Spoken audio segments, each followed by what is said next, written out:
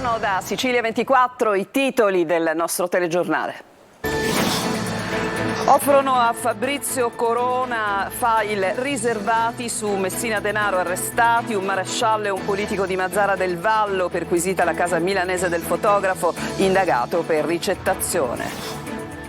Confermato l'ergastolo per Messina Denaro, il boss arrestato lo scorso gennaio risulta tra i mandanti delle stragi di Cosa Nostra del 92. La sentenza della Corte d'Assise d'Appello di Caltanissetta a 31 anni esatti dalla strage di Via D'Amelio.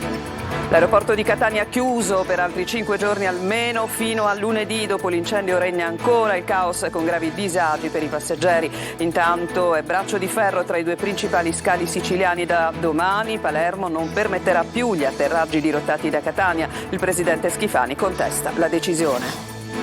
Un minuto di silenzio per ricordare la strage di Via D'Amelio, commozione ieri a Palermo a 31 anni dalla strage Borsellino. Mattarella, l'Italia si inchina, la premier Meloni, le istituzioni al fianco di chi combatte la mafia. Dalle stragi il mio impegno politico, presente anche Elly Schlein che dice giustizia sociale per battere Cosa Nostra, ma non è mancata la polemica da un corteo antagonista. Caldo record in Sicilia, come in tutta Europa. Catania, Messina e Palermo tra le 23 città. Da bollino rosso per rischio termico, Caronte colpirà ancora l'isola con un ulteriore rialzo delle temperature.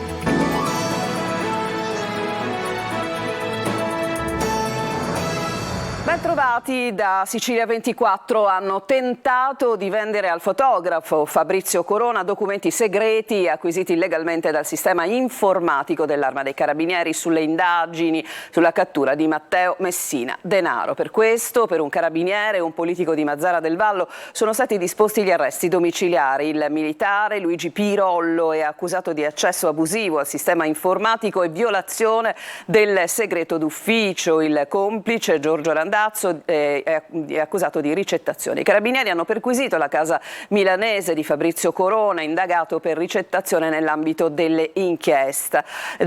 Sono state le intercettazioni disposte a carico di Corona a dare input appunto alle indagini. Dopo la cattura dell'ex latitante, il fotografo venne in possesso di una serie di audio, di chat tra il boss e alcuni pazienti da lui conosciute in clinica durante la chemioterapia, quando ancora ricercato usava l'identità del geometra Bonafede. La circostanza spinse gli inquirenti a mettere sotto controllo il telefono di Corona. In una delle conversazioni intercettate, che risale al 2 maggio scorso, il fotografo fece riferimento a uno scoop pazzesco di cui era in possesso un consigliere comunale, poi identificato in Randazzo grazie a non meglio specificati carabinieri che avevano perquisito i covi del capomafia.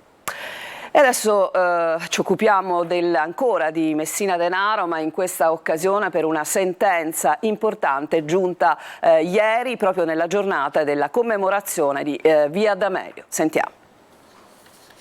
Conferma l'arresto della sentenza di giudicata. È una sentenza che arriva in un giorno altamente simbolico per l'intero paese. A Caltanissetta è stato confermato l'ergastolo per Matteo Messina Denaro, accusato di essere stato uno dei mandanti delle stragi di Capaci e Via D'Amelio. La Corte d'Assise d'Appello della città nissena ha confermato il verdetto del primo grado. Il padrino, difeso dall'avvocato d'ufficio Adriana Vella, ha rinunciato a collegarsi dal carcere in cui è detenuto per ascoltare il dispositivo. Soddisfatto l'avvocato della famiglia Borsellino, Fabio Trizzino, nonostante i depistaggi e gli errori passati, questa sentenza ci riconcilia con lo Stato. Il boss, arrestato il 16 gennaio scorso dal ROS dopo 30 anni di latitanza, continua a custodire in carcere i segreti della drammatica stagione delle stragi che insanguinò l'Italia nel 1992. Il collegio, presieduto dal giudice Maria Carmela Giannazzo, ha accolto la richiesta avanzata dai procuratori generali Antonio Patti, Fabiola Furnari e Gaetano Bono. E tra poco ci occuperemo della giornata di commemorazione di ieri, quindi andremo a Palermo. Adesso invece a una delle notizie, una delle situazioni decisamente più scottanti che continuano ovviamente a far parlare, ovvero la situazione di estremo caos all'aeroporto Fontana Rossa di Catania, che dopo l'incendio non mostra la possibilità per i passeggeri di avere le giuste indicazioni. In ogni caso l'aeroporto, è stato comunicato ieri, sarà chiuso, lo scalo sarà chiuso per altri 5 giorni, ma ci fa il riepilogo di una situazione davvero complicata Orazio Longo. Una decina i voli partiti oggi dallo scalo catanese, altrettanti gli arrivi. Il primo è stato un volo proveniente da Bologna. Questi sono invece i passeggeri del volo per Malta che intorno alle 10 si sono imbarcati dal Terminal C, finalmente entrato in funzione dopo che domenica scorsa era stato chiuso il Terminal A causa di un incendio propagatosi da un condizionatore andato in cortocircuito al pian terreno del lato est. Voli che nei prossimi giorni potrebbero diventare 4 o anche 7 all'ora. ENAC e SAC fanno sapere che sono al lavoro per migliorare l'operatività dello scalo. L'idea è quella di realizzare, in coordinamento con la Protezione Civile, una tensostruttura che permetterà di aumentare la capienza del terminal, ma certo non può essere questa la soluzione decisiva, considerando che a Fontanarossa in questo periodo estivo transitano 46.000 passeggeri al giorno. Servirebbe invece il ritorno alla funzionalità del Terminal A, che doveva essere riaperto oggi, ma che invece è rimasto chiuso e lo sarà per altri 5 giorni fino a lunedì 24 luglio. La Procura ha disposto il sequestro dell'area interessata dal rogo, in particolare della zona dei noleggi, un'uscita laterale per i pullman e un punto taxi e parte di un bar. Restano libere le zone arrivi e le scale mobili che collegano il piano con l'area partenze. Un provvedimento quindi che non impedirebbe nel caso la riapertura dell'intero terminal. L'area però dovrà essere prima bonificata e messa in sicurezza. L'inchiesta, per adesso contro ignoti per incendio colposo, oltre alle cause del rogo dovrà valutare anche se ci sono state violazioni delle norme sulla sicurezza. Le dolenti note riguardano però sempre i passeggeri, quelli rimasti a terra che hanno visto i loro voli cancellati o spostati su aeroporti lontani come Trapani, Palermo e Comiso, troppe volte lasciati al loro destino con le compagnie irrintracciabili e abili in comunicazioni tardive e spesso contrastanti. Un disastro che ha creato, secondo Italia Rimborso, disservizi a 500.000 persone. E adesso anche la decisione della GESAP di Palermo, che annuncia che da venerdì non accoglierà ulteriori voli destinati a Catania. E sentiamo proprio questo, perché come se non bastassero i tanti disagi che vi abbiamo raccontato, dall'aeroporto di Palermo arriva proprio questo stop a partire da domani di tutti i voli dirottati da Catania, ma il presidente della regione Schifani critica questa decisione. Marco Gullà. Scontro tra aeroporti. Dopo l'incendio al Fontanarossa di Catania e il conseguente dirottamento dei voli anche all'aeroporto di Palermo, Falcone Borsellino, la GESAP, società che gestisce Punta Raisi, annuncia lo stop alle tratte extra da venerdì. Una decisione che manda su tutte le furie il presidente della regione Renato Schifani e sulla quale interviene anche l'ENAC, Ente Nazionale Aviazione Civile, rivendicando il proprio ruolo di autorità nel determinare la capacità degli aeroporti siciliani a supporto dell'operatività di Catania. Il Terminal A di Fontanarossa rimarrà chiuso per altri 5 giorni, ma la GESAP manifesta l'intenzione di non volersi più sobbarcare gli sforzi in più. Accetteremo 20 voli ex Catania per domani, ovvero giovedì, e nessuno da venerdì a domenica, ha fatto sapere il direttore generale di GESAP Natale Chieppa. L'infrastruttura sta reggendo, dice Chieppa, ma per un aeroporto come Palermo, che ha già di suo una crescita del 15% di traffico, il rischio è compromettere la qualità dei servizi. Queste immagini sono state girate proprio oggi pomeriggio. Moltissimi viaggiatori sono in attesa anche per dei voli in ritardo. Il governatore Renato Schifani però non ci sta e dice: non posso che stigmatizzare l'atteggiamento della direzione generale dell'aeroporto di Palermo, che senza un doveroso confronto con gli organi di controllo ha dichiarato di non accettare più voli destinati originariamente allo scalo di Catania, ingenerando così uno stato di allarmismo e tensione sociale, in quanto hanno scelto di trovare in Sicilia, simbolo dell'accoglienza, un luogo ideale per le vacanze. Voglio richiamare tutti al senso di responsabilità comune, ha concluso Schifani. Adesso ci fermiamo per una pausa e poi rientreremo occupandoci di Via D'Amelio a 31 anni dalla strage.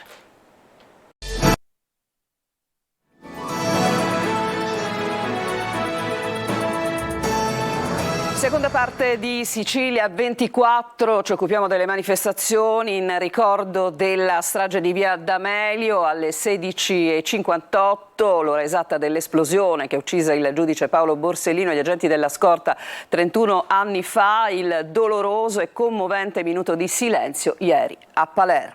Maglio Viola.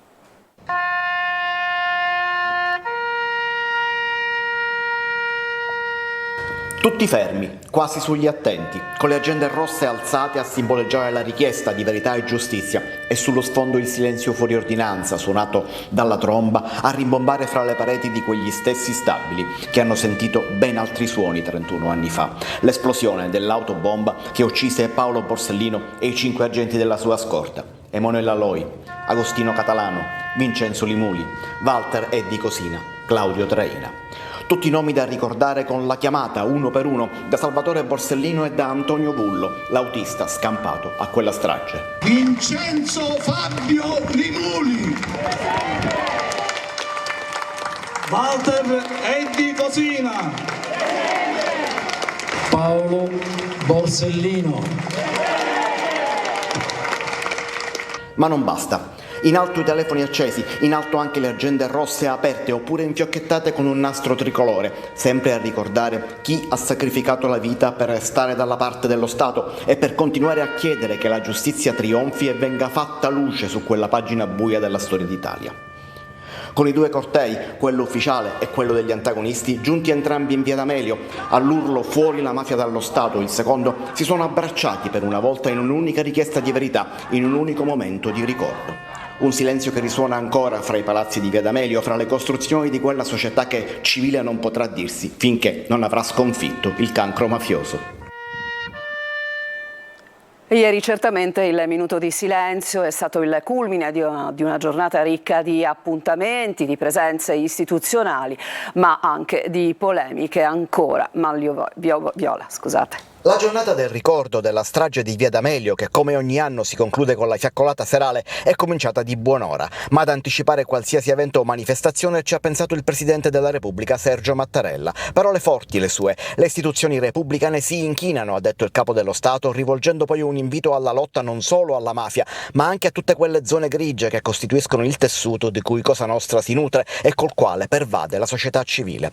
Al centro della mattinata la visita del Presidente del Consiglio Giorgia Meloni, che è arrivata con un volo di Stato alle 8:45, ha deposto una corona di fiori alla lapide che ricorda le vittime della strage alla caserma Lungaro, ha reso omaggio alla tomba prima di Borsellino, poi di Falcone, quindi ha presieduto un comitato per l'ordine e la sicurezza pubblica prima di andare via, lasciandosi dietro polemiche che ha definito strumentali. Chi fa polemiche aiuta la mafia, ha detto senza mezzi termini. Dagli uomini delle istituzioni a tutti i livelli un coro unanime: occorre chiarezza su quegli anni bui, hanno detto dal Presidente della Regione Schifani al Sindaco di Palermo La Galla, passando per ministri, sottosegretari e assessori.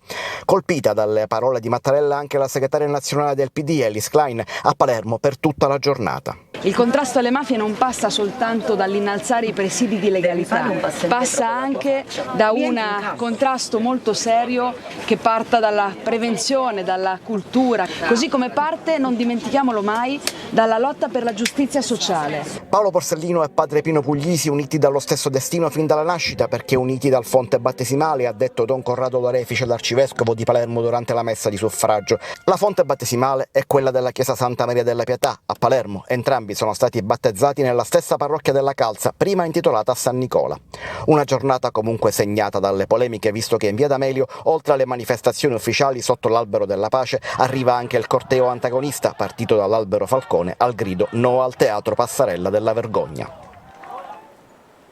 Le stragi furono il motivo del mio impegno politico. Sono le parole di Giorgia Meloni ieri a Palermo. Sentiamo. Io ho cominciato a fare politica quando uccisero Paolo Borsellino, a poche settimane dall'omicidio di Giovanni Falcone, e per me... E sul rapporto tra i boss e la fede si è espresso l'arcivescovo di Catania, Monsignor Renna, che ha parlato di una religiosità capovolta. Lo ha intervistato Adelaide Barbagallo. Lei parla di una mafia e di una religiosità capovolta. Certo, perché la religiosità rende onore a Dio e non strumentalizza assolutamente nessun segno per i propri fini, meno che mai per fini così egoistici, così antisociali e contro l'umanità. Per questo davvero una religione capovolta, dove il nume, dove la divinità diventa il capomafia, al quale addirittura anche la statua del santo in alcune regioni si deve inchinare. E bisogna vigilare anche nella nostra Catania. Non abbiamo certo inchini di simulacri, ma si possono prestare altri oggetti e altre situazioni nelle quali si renda questo omaggio. Questo va stigmatizzato con forza, perché la fede in Cristo più che mai richiede questa rettitudine d'animo e questa centralità della giustizia e della legalità, espressioni della carità che Cristo è venuto a portare sulla terra. I ragazzini che non vanno a scuola sono manovalanza molto semplice per chi è dedito allo spaccio e alla criminalità.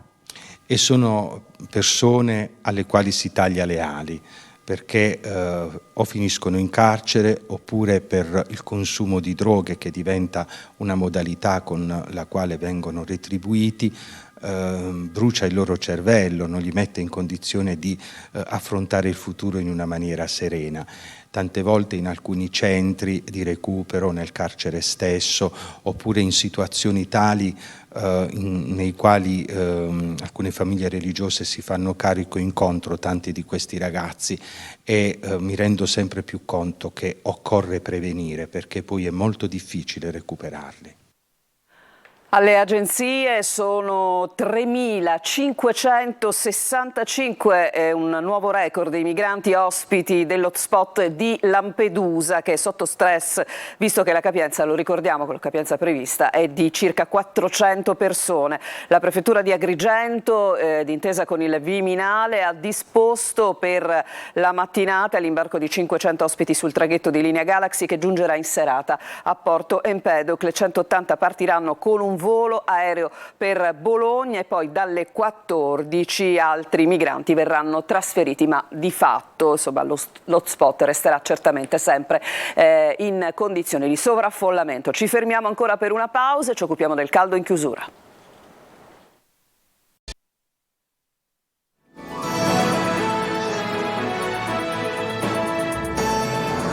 È grande caldo da record, ma il dato sulla colonia di mercurio sembra essere destinato ad elevarsi ancora. L'anticiclone africano non molla la Sicilia in quella che si può definire un'estate caldissima praticamente in tutta Europa. Sentiamo.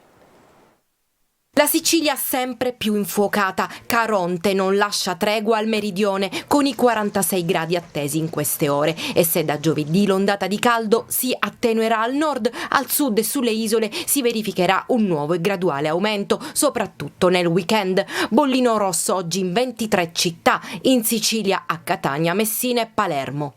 Durante i prossimi giorni, fino a metà della prossima settimana, masse d'aria molto calde provenienti dal deserto algerino andranno ad interessare l'isola. È atteso pertanto un nuovo aumento delle temperature, specie agli inizi della prossima settimana, tra lunedì e martedì, quando il termometro potrà portarsi fino a 45-46 gradi nelle zone interne tra Ragusano, Nisseno, Ennese, Agrigentino e Siracusano. La notizia che in questi giorni sta appassionando i curiosi del web riguarda il noto record detenuto dalla Sicilia, che l'8 agosto di 2 anni fa ha fatto registrare nel Siracusano un picco delle temperature di 48,8 gradi e che si prevedeva potesse essere battuto in questi giorni. Le attuali proiezioni modellistiche evidenziano la possibilità che tale record potrebbe essere battuto proprio tra martedì e mercoledì della prossima settimana. E ieri in Sicilia 10 stazioni della rete SIAS a Mazara del Vallo, Piazza Armerina e alcuni centri dell'Agrigentino hanno battuto il record di temperatura massima della loro serie, iniziata nel 2002. Intanto, per fronteggiare eventuali rischi dovuti all'ondata di calore, il comune di Catania ha attivato il COC di protezione civile per le giornate di oggi e domani con il numero 095 48 40 00 da contattare H24 in caso di emergenza. Con questo servizio si chiude questa edizione di Sicilia 24. A tutti voi grazie per l'attenzione. L'informazione tornerà su Telecolor alle 14. Vi lascio adesso a Buongiorno Sicilia.